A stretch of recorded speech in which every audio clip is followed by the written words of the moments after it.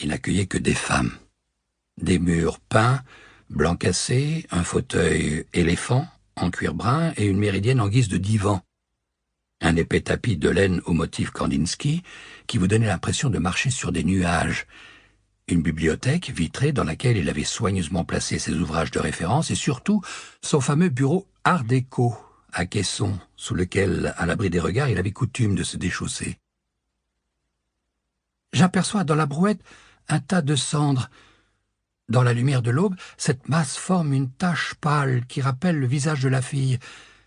Malgré le brouillard, tout a l'air desséché. La cendre, la terre piquetée de givre, la peau de la gosse, même sa voix, comme si elle était le produit d'un mécanisme rouillé. Simon avait presque achevé son portrait. Pas mal. Il releva les yeux. Revenons à cette pelle. Que fait la jeune fille avec cet outil? Elle me la tend et m'ordonne de creuser. Derrière cette scène, Simon ne voyait que la banalité de la peur qui s'était emparée de chaque Berlinois, depuis l'avènement du nazisme, bien sûr, et même auparavant, sous le régime de Weimar. Ce qui intéressait le psychiatre, c'était le travail souterrain de la dictature sur les consciences.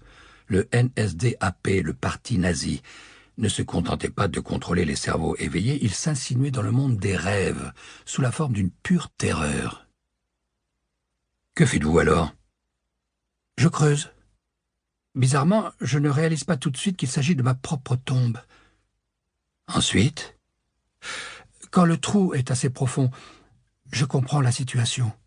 Cette gamine va me tirer une balle dans la nuque et verser le contenu de sa brouette sur mon cadavre. Et il ne s'agit pas de cendres, mais de chaux vives. Justement, à cet instant, la jeune fille rit en dégainant son pistolet et dit « L'avantage avec l'oxyde de calcium, c'est que ça n'attaque pas les métaux. Vous avez bien des bijoux, non? Des dents en or ?» Je voudrais me sauver, mais mes jambes sont aussi raides que le manche de la pelle. Simon lâcha son cahier. Il se devait maintenant d'accompagner cette nouvelle venue, de la sortir de là, sans jeu de mots. Vous savez comme moi que ce n'est qu'un rêve, Frau Feldmann. Elle parut ne pas entendre. Elle suffoquait presque. La fille va m'abattre d'une balle et moi, au fond de la fosse, je continue à creuser, comme pour lui montrer que je n'ai pas fini, qu'il faut me laisser encore quelques secondes de vie pour achever mon travail. C'est atroce. Elle s'interrompit, attrapant dans son sac un petit mouchoir. Elle s'essuya les yeux, renifla. Simon lui laissa reprendre son souffle. « D'un coup, reprit-elle, je lâche ma pelle et tente d'escalader les bords de la fosse. C'est alors que mon corps se brise. » Qu'est-ce que vous voulez dire? Ma colonne vertébrale se casse en deux. J'entends distinctement son craquement et je me retrouve le visage contre terre, avec la sensation que les deux parties de mon corps s'agitent indépendamment, comme un ver de terre sectionné. Je lève les yeux et je vois qu'elle me vise avec son Luger. Je reconnais l'arme, mon mari elle-même. Elle ferme une paupière pour mieux viser. Son œil ouvert est jaune lui aussi. La femme laissa échapper un ricanement entre ses sanglots. Couleur de pisse! À l'acmé d'un songe, le moindre détail pouvait être déterminant, signifiant. À quoi pensez-vous à cet instant? À mes dents en or. Elle étouffa un cri et se recroquevilla sur ses propres sanglots.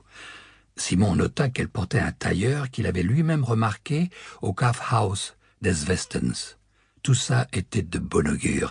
À la prochaine séance, il l'interrogerait sur son mari, sa carrière, ses opinions, ses revenus exacts. « Êtes-vous juive, Frau Feldmann ?» Elle se redressa comme électrocutée. « Mais jamais de la vie !»« Communiste ?»« Absolument pas. Mon mari dirige la Reichswerke Hermann Göring. » Il haussa les sourcils en signe de surprise, nuancé d'un soupçon d'admiration. En réalité, il possédait déjà l'information. L'ami qui lui avait recommandé Frau Feldmann avait été catégorique. Son mari tenait dans sa main une bonne partie de l'acier allemand. Simon lui adressa son sourire le plus bienveillant. « Eh bien, rassurez-vous, Frau Feldmann, votre rêve n'est que l'expression d'une inquiétude diffuse, liée, disons, au contexte actuel. » « Mais qu'est-ce que ça veut dire ?»« Ça veut dire qu'on va tous crever un Luger sur la tempe, » faillit-il répondre.